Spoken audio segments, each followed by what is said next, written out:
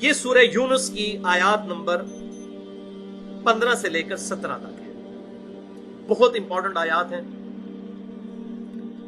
وَإِذَا تُتْلَى عَلَيْهِمْ آيَاتُنَا بَيِّنَاتٍ، اور جب کبھی بھی ان کافروں پر ہماری روشن آیات تلاوت کی جاتی ہیں، یہ بہت سخت الفاظ آ رہے ہیں، اس سے آپ کو پتہ چلے گا۔ یہ ہم اکثر لوگ کہتے ہیں یہ قرآن کا درس دینے والے لوگ سخت مزاج کیوں ہو جاتے ہیں، یہ اعتراض کافر بھی کرتے تھے، قرآن بھائی ہے ہی اتنا سخت۔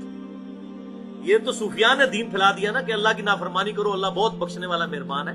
قرآن سے ذرا رحمت کی آیات اور غضب کی نکالے نا تو 99% جو ہے غضب کی آیات ہے، 1% رحمت کی ہے۔ یہ ٹھیک ہے کہ اس کی رحمت اس کے غضب پر بھاری ہے، لیکن اللہ تبارک و تعالیٰ اس حوالے سے لوگوں کو چھٹی نہیں دیتا کہ میری نافرمانی کرنی شروع کر دو۔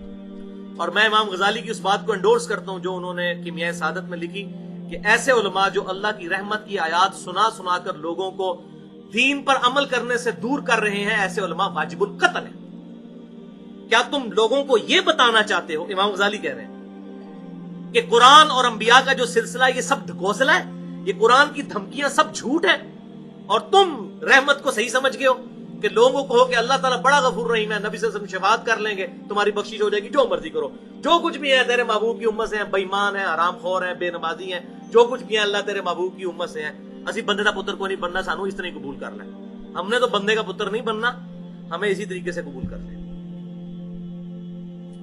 اب کافر دیکھیں ان کو بھی بات، اب یہ عربی لنگوسٹک تھی ان کو تو سمجھ آ رہی تھی کہ قرآن کتنے سخت مزاج میں بات کرتا ہے، 2 + 2 = 4، کوئی لگی لپٹی بات نہیں۔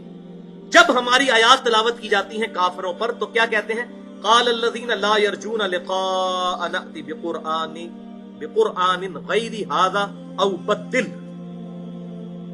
تو وہ کافر جن کو یہ امید نہیں کہ ان کو مر کے ہماری بارگاہ میں پیش ہونا ہے، ہم سے ملاقات کرنی ہے، وہ کہتے ہیں اے نبی اس قرآن کو بدل دو، اس میں چینجنگ کرو، اٹ از ٹو اسٹرکٹ، بہت سخت فتوے ہیں اس کے قرآن کے اندر، اس کو بدل دو، یا کوئی اور کتاب لے اور ہم اس پر ایمان لے آئیں گے، اس کتاب کو بدلو، یہ بڑی سخت کتاب ہے، تو دھمکیوں پر مشتمل ہے، یہ نہیں کرو گے تو یہ ہو جائے گا، یہ قرآن بڑا سخت ہے، اے نبی اس کتاب کو بدل دو، اکتی بقرآن غیر ھذا، اس قرآن کے علاوہ کوئی اور قرآن لے آؤ، او بدل، یا اس کتاب کو بدل دو۔ اب آگے سے اللہ تعالیٰ کی طرف سے فتویٰ سنیں، قل ما یکون لی ان ابدلہ، اے محبوب صلی اللہ علیہ وسلم فرما دیجئے مجھے تو اس چیز کا اختیار نہیں ہے کہ میں اس کتاب کو بدل سکوں، من تلقاء نفسی، اپنی مرضی کے مطابق ڈھال دوں اسے، جو مولوی کرتے ہیں، قرآن کو بدلتے نہیں لیکن اس کا مفہوم بدل دیتے ہیں۔ ان اتبع الا ما یوحى الی، میں تو خود اس کی پیروی کرنے والا ہوں، میں خود اس چیز کا پابند ہوں جو اللہ نے میری طرف وحی کی۔ اور اگلی بات سنیں، یہ حضور صلی اللہ علیہ وسلم کو کہا جا رہا ہے آپ یہ کہیں، اعلان فرمائیں، قل کے ساتھ بات شروع ہوئی ہے، انی اخاف ان عصیت ربی عذاب یوم عظیم، اور مجھے خود اس بات کا خوف لگا ہوا ہے کہ اگر میں محمد صلی اللہ علیہ وسلم بھی اللہ کی نافرمانی کروں تو بڑے دن کا عذاب مجھے بھی آ پکڑے گا۔ کتنے کہتے ہیں بزرگوں نے نمازاں معاف نہیں، وہ جی اللہ تک پہنچنے کے لیے نمازیں چاہیے، جو پہنچ چکے ہیں ان کو نمازوں کی کیا ضرورت ہے، اور ادھر نبی کے بارے میں کیا بات ہے۔ اور یہ آیت 3 دفعہ قرآن میں آئی ہے، یہ والی آیت، قل انی اخاف ان عصیت ربی عذاب یوم عظیم، یہ سورۃ الانعام میں آئی، سورہ یونس میں آئی، یہ ہم نے جو پڑھ رہے ہیں، اور سورہ الزمر کے اندر آئی۔ مجھے خود ڈر ہے اس بات کا کہ بڑے دن کا عذاب مجھے بھی آ پکڑے گا اگر میں نے اپنے رب کی نافرمانی کی۔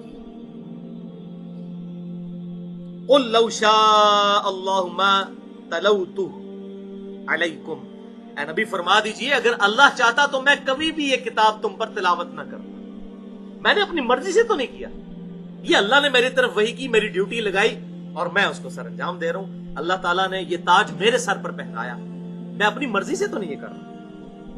ولا ادراکم، اور نہ اللہ تعالیٰ تمہیں اس کتاب سے باخبر کرتا، اگر اللہ چاہتا تو ایسا نہ کرتا، اس کے بغیر بھی اللہ تعالیٰ قیامت والے دن پکڑ سکتا ہے۔ جو ہماری جبلت کے اندر اللہ تعالیٰ نے حق اور باطل کا مادہ رکھ دیا ہے، انبیاء کرام علیہ السلام کتابیں نہ بھی آئیں تب بھی ہم اکاؤنٹیبل ہیں اللہ کی بارگاہ میں۔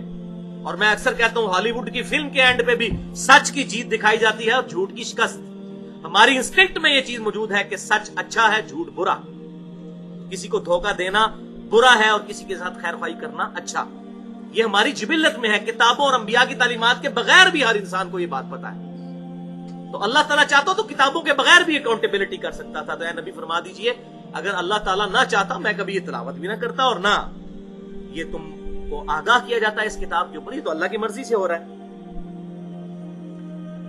فَقَدْ لَبِثْتُ فِيكُمْ عُمُرًا مِّن قَبْلِي، تو اے کفار مکہ میں اپنی عمر کا ایک اچھا خاصا حصہ تم میں گزار چکا ہوں. افلا تعقلون، اب بھی تمہیں عقل نہیں آتی کہ 40 سال میری زندگی کے تم میں گزرے، کیا تم نے مجھے کبھی جھوٹ کہتے ہوئے سنا؟ میرے 40 سال کے کریکٹر کو اللہ نے تم سے منوایا، صادق اور امین تم نے مجھے کہا. میں نے ایک عمر کا حصہ تم میں گزارا ہے، تمہیں عقل نہیں آتی کہ میں جھوٹ بولنے والا نہیں؟ اور میری زندگی ایک کھلی کتاب ہے تمہارے سامنے کہ آج تک میں نے کسی شاعر کی شاعری نہیں کی، کسی فلاسفر کی شاگردگی اختیار نہیں کی. میں امیین میں پیدا ہوا ہوں. حتیٰ کہ اس کا کلائمیکس تو سورۃ العنکبوت کے اندر موجود ہے، آیت نمبر 48 میں، کہ اے محبوب صلی اللہ علیہ وسلم اس کتاب کے نزول سے پہلے نہ تو آپ کوئی چیز پڑھ سکتے تھے اور نہ اپنے دائیں ہاتھ سے لکھ سکتے تھے، ورنہ کافر کہتے ہیں کتاب آپ نے خود لکھ دی. آپ امی تھے، یہ آپ کی خوبی تھی. ہمارا امی ہونا ہمارے لیے نٹوریس ہے، اور نبی کے نبوت کی دلیل یہ ہے کہ ایسا کلام لے کر آئے کہ بڑے بڑے شعراء نے اپنے کلام پھاڑ دیے. تو یہ اللہ کا کلام ہے. میں نے ایک عمر تم میں گزاری ہے، کیا تمہیں عقل نہیں آتی؟ فمن اظلم ممن افترا علی اللہ کذبا، تو اس سے بڑھ کر ظالم کون ہے؟ اس سے بڑھ کر ظالم کون ہے جو اللہ پر جھوٹ باندھ لے؟ کیا مطلب؟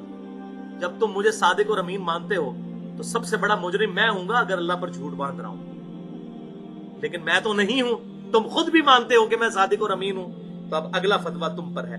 او کذب بآیاتی، یا اس سے بڑھ کر ظالم کون ہے کہ جو اللہ کی آیات کا انکار کرتے ہیں، یعنی تم اے کفار مکہ، اصل ظالم تم. انہ لا یفلح المجرمون، بے شک وہ ایسے مجرمین کو فلاح نہیں دیتا، ایسے مجرمین فلاح پانے والے نہیں ہیں. وَلِعَاذُ بِاللَّهِ تَعَالَى. تو بھائیو، نبی اپنی پیدائش سے لے کر اعلان نبوت تک اللہ تعالیٰ کی خاص حفاظت میں ہوتا ہے. الحمدللہ.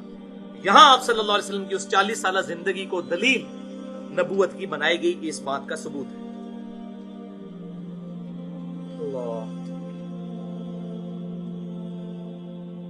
اب اگلا ریفرنس جو ہے، تیسرا ریفرنس اسی کانٹیکسٹ میں آپ کے پیج کے اوپر ریفرنس نمبر 4، وہ سورہ بنی اسرائیل کی آیات نمبر ہے 73 اور 75.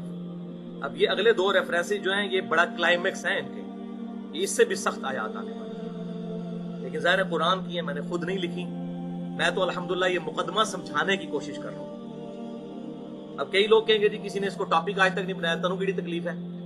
تو مجھے تکلیف یہ ہے کہ اللہ تبارک و تعالیٰ ذالک فضل اللہ یؤتی من یشاء، اللہ تعالیٰ جس کو چن لے، جس کے ذریعے دین کا کام لے. ہم بھی اس چیز کو تڑپتے تھے، تو ہم نے یہ آیات جب پڑھتے تھے تو ہمیں بڑا آتا تھا کہ کیا اس معاملے میں کیا اس کا کوئی آپٹیمل سولوشن ہونا چاہیے. تو الحمدللہ آج ڈسکس کر رہے ہیں. وَإِن كَادُوا، یہ سورہ بنی اسرائیل آیت نمبر 73 اور 75. اور اے نبی صلی اللہ علیہ وسلم، ان کفار مکہ کی تو کوشش تھی لَيَفْتِنُونَكَ عَنِ الَّذِي أَوْحَيْنَا إِلَيْكَ، کہ آپ صلی اللہ علیہ وسلم کو فتنے میں ڈال دیں اور آپ صلی اللہ علیہ وسلم کو راہ راست سے ہٹا دیں اس وحی سے، اوحینا الیک، جو ہم نے آپ کی طرف وحی کی ہے. کافر اس بات پر تلے ہوئے ہیں کہ آپ صلی اللہ علیہ وسلم کو اس وحی سے پچھلا دیں. اور کیا چاہتے ہیں وہ؟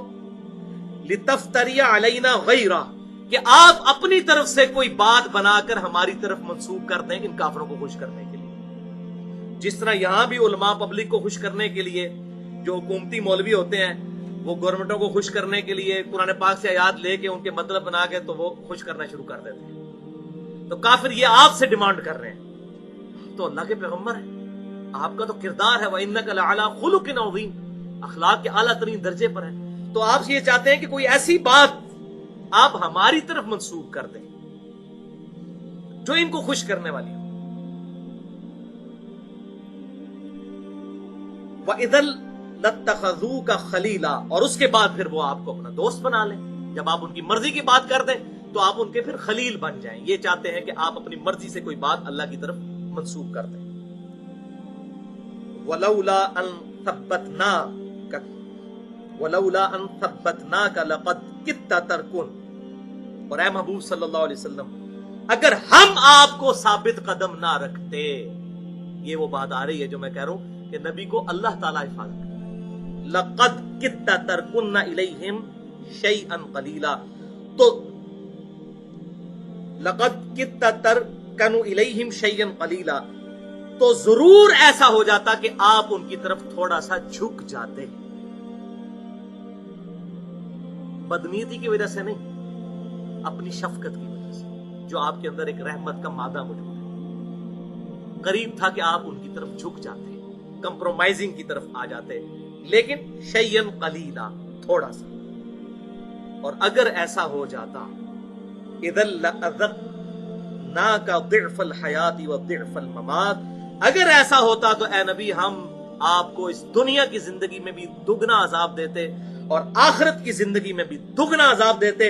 सुम्मा ला तजिदू लका अलैना नसीरा, और ए नबी तुम फिर हमारे मुकाबले में किसी को अपना मददगार ना पाते। वलियाउज़ु बिल्लाहि तआला। अल्लाहु अकबर कबीरा वल्हम्दुलिल्लाहि कसीरा व सुब्हानल्लाहि बुकरतन व असीला। हम लोग कहां से अल्लाह के लाडले बने हुए हैं और लोगों को जन्नत के टिकट बांटते फिर रहे हैं। डरने का मुकाम है। और अल्लाह की कसम, ये आयात इस बात की दलील है कि ये नबी ने खुद कलाम नहीं लिखा।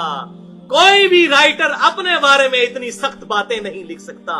आज गैर मुस्लिमों को जब हम इस कुरान के हक होने की दलील पेश करते हैं, वो कहते हैं जी हम तो कॉपीराइट्स का मुकदमा कर देते मोहम्मद के ऊपर सल्लल्लाहु अलैहि वसल्लम, अगर इस जमाने में होता कि तौरात और इंजील से आयात चोरी की हैं।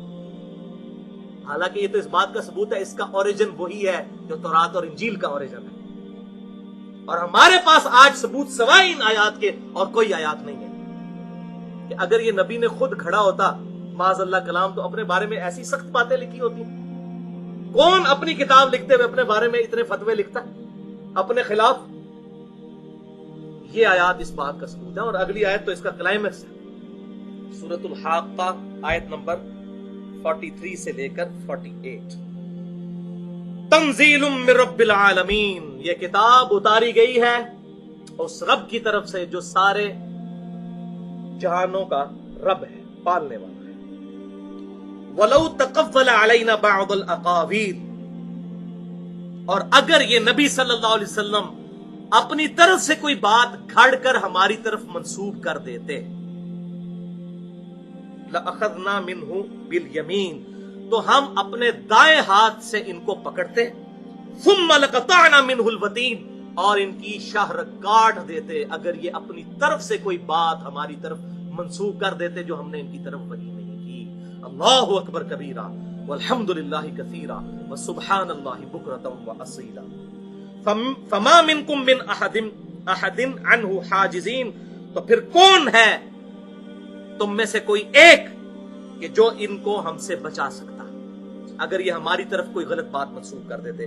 व इन्नहु लतज़किरतुल लिलमुत्तकीन, और बेशक ये किताब तो है नसीहत उनके लिए जो वाकई डर जाएं, जिनको डर है कि हमारी मर्जी के बगैर हमें किसी ने पैदा किया है और वो हमें पूछेगा और हम उससे बच नहीं सकते अगर उसकी फर्माबरदारी नहीं करेंगे। तो ये भाइयों आयात इस बात का सबूत है। लिहाजा यहां पर एक पॉइंट भी मैं क्लियर कर दूं, गुलाम अहमद कादियानी के जो फॉलोअर्स हैं उन्होंने इसी आयत को दलील बनाया कि अगर गुलाम अहमद कादियानी ने वही का दावा किया था तो अल्लाह ताला उसकी शारक काट देता ना इस कुरान की आयत के तहत, क्योंकि अल्लाह ने कहा कि अगर कोई हमारी तरफ बात ये नबी मंसूब करते तो हम उनकी रगे जहां काट देते। तो ये बात याद रखें, कुरान के कॉन्टेक्स्ट में ये उस शख्स के बारे में है जिसको अल्लाह ने नबी बनाया हो। जिसको नबी नहीं बनाया वो झूठा तो बुखारी मुस्लिम में है कि क़यामत उस वक्त तक कायम नहीं होगी जब तक कि 30 झूठे दज्जाल पैदा ना हो। हर एक दावा नबूवत करेगा, और एक तो आप सल्लल्लाहु अलैहि वसल्लम की मुबारक जिंदगी में हुआ और आप सल्लल्लाहु अलैहि वसल्लम ने सहाबा किराम को इसकी प्रेडिक्शन की थी कि तुम लोग इसके खिलाफ क़िताल करोगे।